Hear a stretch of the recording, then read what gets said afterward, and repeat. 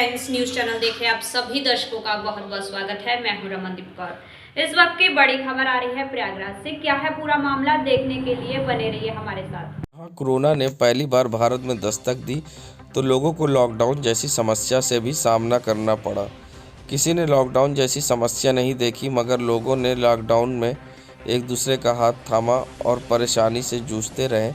मगर वहीं दूसरे प्रदेश में जाकर काम करने वाले मजदूरों को जब लॉकडाउन में रोज़गार छिना तो वो बेहाल हुए और अपने घर की ओर और प्रदेश की ओर लौटने में उनको काफ़ी परेशानी का सामना करना पड़ा। कित्तों को कई 100 किलोमीटर पैदल भी चलना पड़ा तो अलग अलग तरीके से अपने प्रदेश पहुँचे।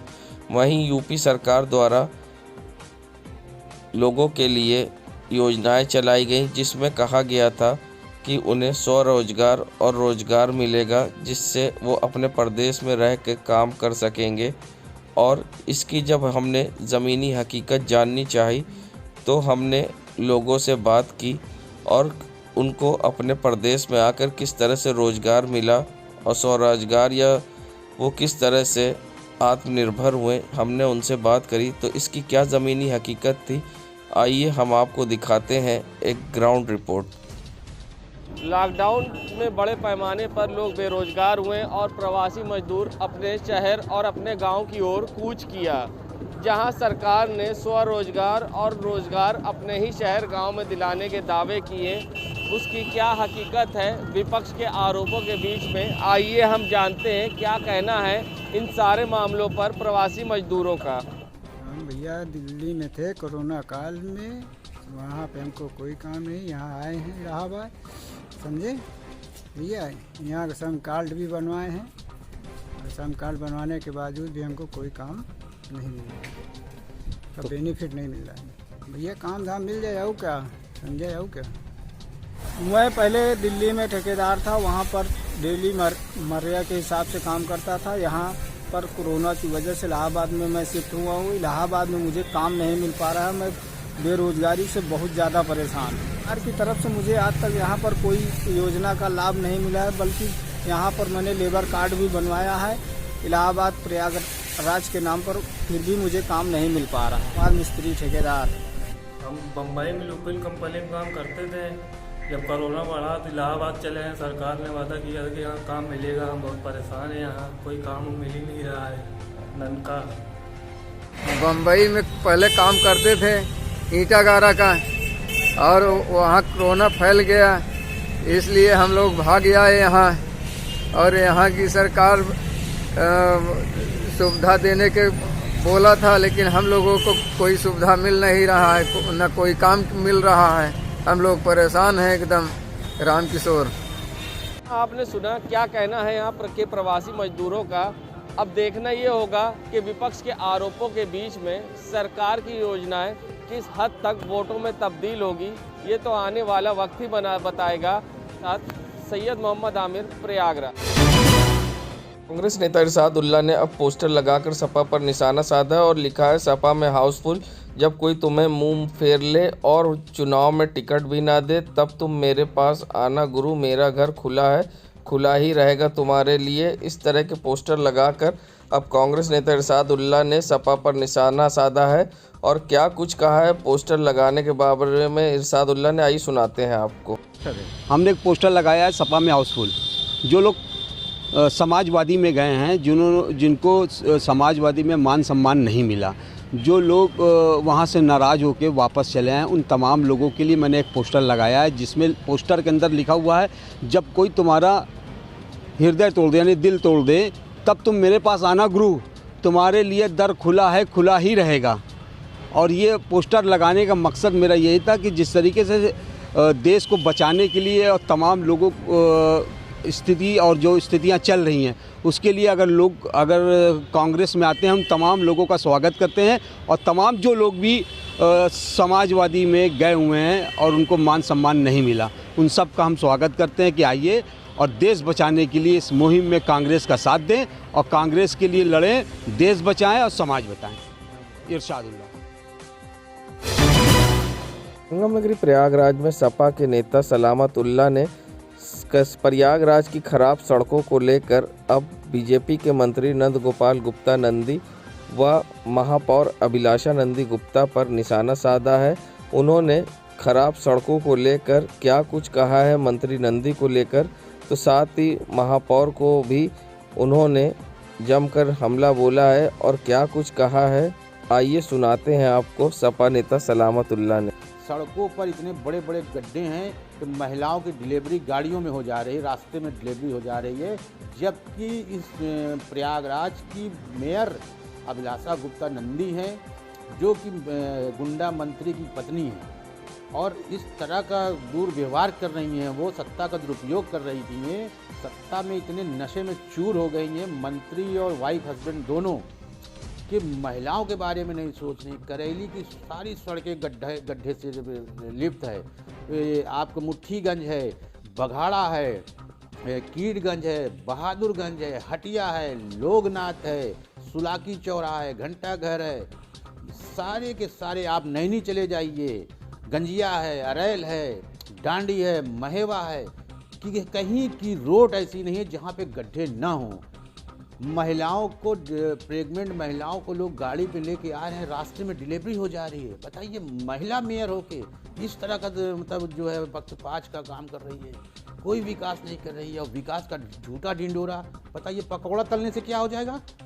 आप सिर्फ उस ठेले वाले का अपमान कर रहे हो कि वो पकौड़ा तल रहा है, आप तो कुछ उसको दे नहीं पाए और उसकी बेइज्जती कर रहे हो उस ठेले वाले की। सोशल मीडिया पे चला के उसकी फोटो दिखा रहे हो कि वो व्यक्ति पकौड़ा, पढ़ा लिखा व्यक्ति जो पकौड़ा तोल रहा है। जहां यूपी के कैबिनेट मंत्री नंद गोपाल गुप्ता नंदी ने अपने क्षेत्र में पूड़ी तली थी और साथ ही उन्होंने जलेबी छानी थी और चाय भी बनाई थी, जिसके बाद अब विपक्ष हमलावर हुआ है। तो वहीं आम आदमी पार्टी के जिला अध्यक्ष डॉक्टर अल्ताफ अहमद व शहर दक्षिण से प्रत्याशी ने अब मंत्री नंदी पर निशाना साधा है। क्या कुछ कहा है आप जिला अध्यक्ष डॉक्टर अल्ताफ अहमद ने, आइए सुनाते हैं आपको। पास कुछ और बचा नहीं है, ये पकौड़ी तलेंगे। ये तो पहले तो हमारे देश के माननीय प्रधानमंत्री जी भी कहते हैं पकौड़ा का तलना एक रोज़गार है। तो अब इनके विधायक आ गए हैं उसी पे, कोई जलेबी बना रहा है, कोई पकौड़ी तल रहा है, कोई पूड़ी तल रहा है।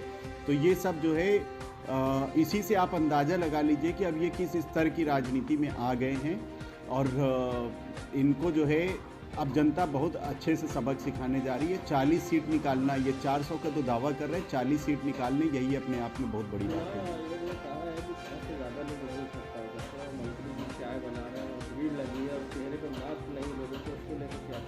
चुनाव आयोग को तुरंत सख्त से सख्त कार्रवाई करनी चाहिए और चुनाव आयोग को ऐसे हर व्यक्ति, चाहे वो किसी भी पार्टी से ताल्लुक़ रखता हो, हर व्यक्ति के ऊपर तुरंत कार्रवाई करना चाहिए, उसको संज्ञान में लेना चाहिए ताकि चुनाव आयोग द्वारा जो बनाए हुए नियम कानून हैं उसका पालन कड़ाई से हो सके। संगम नगरी प्रयागराज में कीड़गंज की सड़कों पर आज मंत्री नंद गोपाल गुप्ता नंदी उतरे और अपने क्षेत्र में भ्रमण करते हुए लोगों से जनसंपर्क किया। आने वाले चुनाव को देखते हुए मंत्री नंदी ने आचार संहिता का उल्लंघन करना चालू कर दिया। अभी से उन्होंने पोस्टर बंटवाना और झोले बंटवाना शुरू करा है, जिसपे मंत्री नंदी की फोटो संग प्रधानमंत्री व सीएम योगी की फोटो है। मगर कीड़गंज क्षेत्र में मंत्री नंदी का लोगों ने तिलक लगाकर स्वागत भी किया, मगर न उनके चेहरे पे मास्क है और ना ही सोशल डिस्टेंसिंग। यहाँ कोविड गाइडलाइन की भी जमकर धज्जियां उड़ाई गई और साथ ही आचार संहिता की भी कोविड गाइडलाइन की धज्जियां उड़ाई गई। जहां मंत्री नंदी अपने क्षेत्र में भ्रमण करते हुए झोला बांटते नजर आए पार्टी का और साथ ही लोगों से वोट की अपील करते दिखे। तो साथ ही उनके न चेहरे पर मास्क था, न सोशल डिस्टेंसिंग और कीड़गंज क्षेत्र में एक बार लोगों को खतरे में डाला। आम जनमानस से मिलने के लिए तन मन धन सब कुछ है तेरा, आम जनमानस को तन मन धन सब कुछ है तेरा, तेरा तुझको अर्पण क्या लोगों ने इस लायक बनाया कि उनका काम कर सकूं और हम सब का परम सौभाग्य कि देश की बागडोर एक परम तपस्वी आदरणीय नरेंद्र मोदी जी के हाथों में सुरक्षित है और इस प्रदेश की बागडोर एक कर्मयोगी मुख्यमंत्री योगी आदित्यनाथ जी के हाथों में है, जो प्रदेश के अंतिम गाँव तक विकास की रोशनी पहुँचे, प्रदेश के अंतिम शहर के मोहल्लों में, गलियों में विकास की रोशनी पहुँचे और अंतिम व्यक्ति तक सरकार की योजना का लाभ मिले, इसके लिए काम कर रहे हैं। सबका साथ, सबका विकास और सबका विश्वास सिर्फ नहीं है नारा, ये है उद्देश्य। क्या आपको मालूम है 21 तारीख को संकट चौथ का व्रत रखा जाता है? क्यों रखा जाता है संकट चौथ का व्रत? क्या है इसके फायदे? कौन रखता है ये व्रत? और किस किस चीज़ों की पूजा अर्चना इसमें की जाती है और किस तरह से संकट चौथ से किसको लाभ मिलता है, आइए जानते हैं क्या कुछ कहना है इस पूरे मामले पर पंडित शिप्रा सचदेव का। ओम गणपति नमः।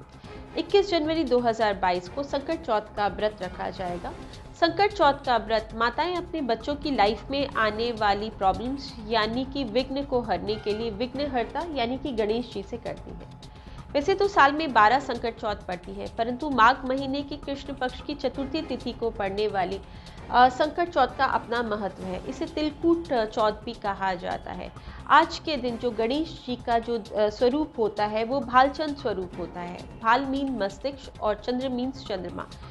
आज के दिन गणेश जी के मस्तिष्क पे चंद्रमा को सुशोभित या सुशोभायमान माना जाता है। आज के दिन जो गणेश जी का ध्यान होता है वो चंद्रमा के साथ किया जाता है। आज के दिन जो माताएं व्रत रख रही होती हैं वो सुबह उठ के नहा धोने के बाद व्रत का संकल्प लेती हैं। संकल्प लेने के बाद गणेश जी का ध्यान करती है। संपूर्ण दिन ही वो गणेश जी का मंत्र का उच्चारण करती हैं, यानी कि ओम गणपति नमः का उच्चारण करती रहती हैं।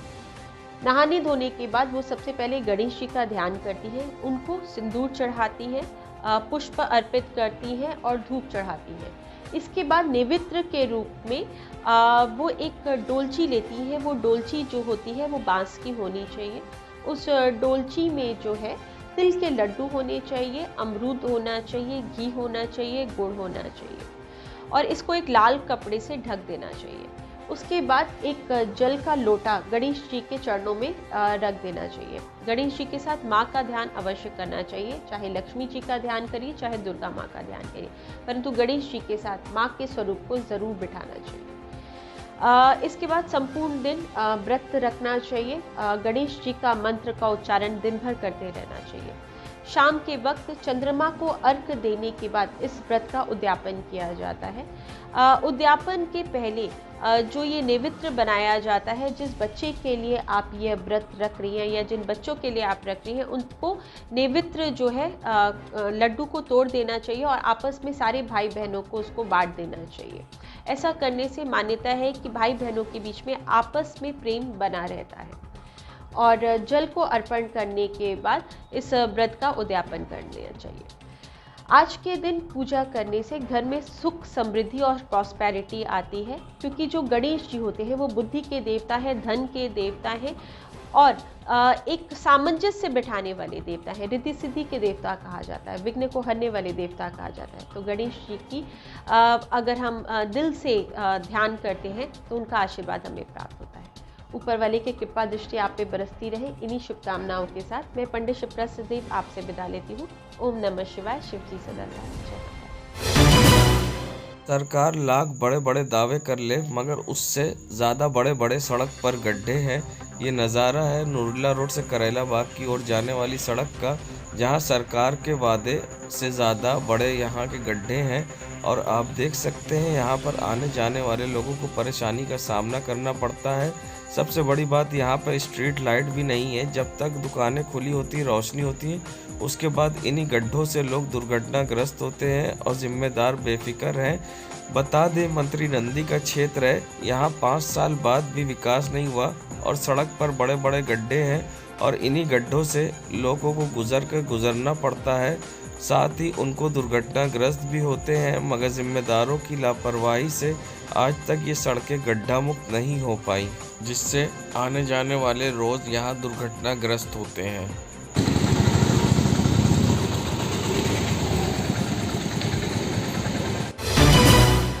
संगम नगरी प्रयागराज में जहां प्रत्याशी के लिए चुनाव आयोग की गाइडलाइन है कि कोई भी प्रत्याशी 5 लोग के साथ और बिना मास्क के लोगों से नहीं मिलेगा, और जहां आज मंत्री नंदी एक कार्यक्रम में पहुंचे जहां उन्होंने बाटी चोखे के कार्यक्रम में पहुंचकर बैठकर लोगों के साथ खाना खाया, मगर आप देख सकते हैं यहाँ पर दूर दूर तक कोविड गाइडलाइन का पालन नहीं हुआ, ना ही चेहरे पे मास्क, ना ही सोशल डिस्टेंसिंग।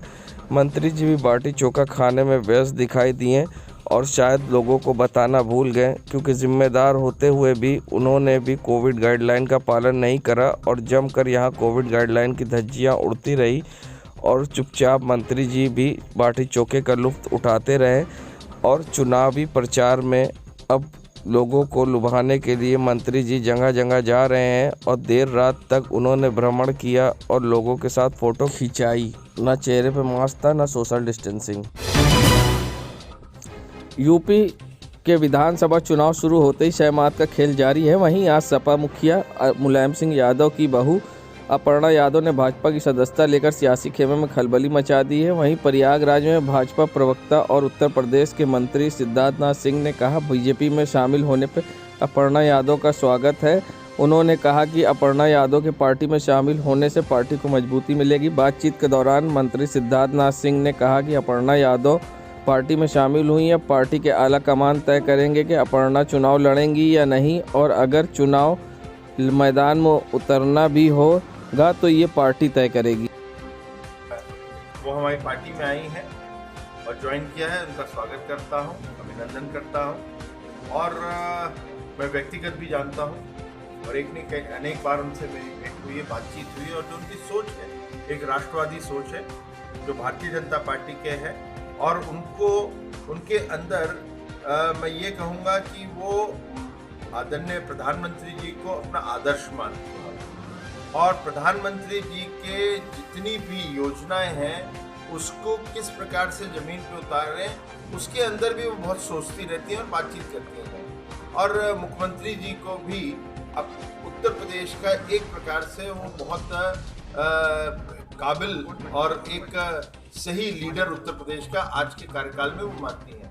तो उनके आने से पार्टी मजबूत होती है, उनके आने से कार्यकर्ता के अंदर जोश आता है और मैं उनको शुभकामनाएं देता हूं कि वो आने वाले समय में और आगे बढ़ें और देश की और प्रदेश की सेवा करें। अपर्णा चुनाव भी लड़ेंगी, बीजेपी टिकट दे रही क्या है? मैं इस पे नहीं कमेंट कर सकता, ये तो हमारे इलेक्शन कमेटी का निर्णय होएगा। जो सेंट्रल इलेक्शन कमेटी है वो क्या निर्णय करती है उसके आधार पर उनको कहा जाएगा। तो मैं ये मानता हूँ वो अच्छी कैंडिडेट बनी। संगम नगरी प्रयागराज ये नज़ारा है कोतवाली थाना क्षेत्र का, जहां आप देख सकते हैं सड़कों पर किस तरह से पैदल पटरी पर चलने के लिए बनी है, मगर उस पर दुकानदारों द्वारा अतिक्रमण किया गया है, जिससे आने जाने वाले लोगों को परेशानी का सामना करना पड़ता है। और रोज़ यहाँ लंबा जाम लगता है, मगर जिम्मेदारों को परवाह नहीं है। रोज़ यहाँ जाम के झाम से लोग जूझते हैं, मगर यहाँ ना पुलिस को परवाह है और ना ही दुकानदारों को। जहाँ अतिक्रमण किया गया है लोग दुकानदारों द्वारा, मगर पुलिस ने इस पर कोई कार्रवाई नहीं की अब तक। संगम नगरी प्रयागराज की करैली पुलिस को मिली बड़ी कामयाबी, जहां करैली पुलिस ने अवैध गांजे के साथ एक अभियुक्त को किया गिरफ्तार। बता दें, प्रयागराज एसएसपी अजय कुमार द्वारा अपराधियों के खिलाफ चलाए जा रहे अभियान में एसपी सिटी दिनेश कुमार सिंह व सीओ फर्स्ट के निर्देशन पर करैली थाना प्रभारी अनुराग शर्मा ने मुखबिर की सूचना पर छटई निषाद को किया गिरफ्तार, जिसके पास से 1 किलो 25 ग्राम अवैध गांजा पुलिस ने किया बरामद। अब पुलिस इसके खिलाफ NDPS एक्ट के तहत कार्रवाई कर भेज रही जेल। संगम नगरी प्रयागराज की धूमनगंज पुलिस को मिली बड़ी कामयाबी, जहां धूमनगंज पुलिस ने 2 चोरी में वांछित अभियुक्तों को किया गिरफ्तार। बता दें, प्रयागराज एसएसपी अजय कुमार द्वारा अपराधियों के खिलाफ चलाए जा रहे अभियान में एसपी सिटी दिनेश कुमार सिंह व सीओ फर्स्ट के निर्देशन पर धूमनगंज थाना प्रभारी ने मुखबिर की सूचना पर अन्नू यादव व दीपक ओझा को किया गिरफ्तार, जिनके पास से चोरी का ई-रिक्शा किया बरामद। अब पुलिस इनके खिलाफ विधिक कार्रवाई कर भेज रही जेल। संगम नगरी प्रयागराज में जहां जनपद न्यायालय प्रयागराज में कोरोना संक्रमण के बढ़ते हुए प्रकोप को देखते हुए न्यायालय के अंदर आज वकीलों को तो प्रवेश मिला है, मगर उनके आने वाले क्लाइंट और वकीलों को प्रवेश नहीं दिया जा रहा है। वकील बाहरी क्लाइंट के साथ बात करके उनके कार्यों का निस्तारण करा रहे हैं, जिससे लोगों को समस्या भी हुई है, मगर बढ़ते कोरोना को देखते हुए अब लोगों से सुरक्षा के लिए वकीलों ने ये कदम उठाए हैं, क्योंकि जनपद न्यायालय में जिस तरह से भीड़ इकट्ठा होती थी उनको अपनी जान का अब खतरा सताने लगा है, जिसको लेकर अब क्लाइंट से बाहरी बात वकील कर रहे हैं। दिक्कतें यही हैं कि आज हम लोगों की तारीख है, पेशी है, कोर्ट कचहरी का मामला है, तो हम लोग कचहरी के बाहर आए हुए हैं और यहाँ पे कोरोना की वजह से अंदर जाने नहीं दिया जा रहा है क्लाइंट को।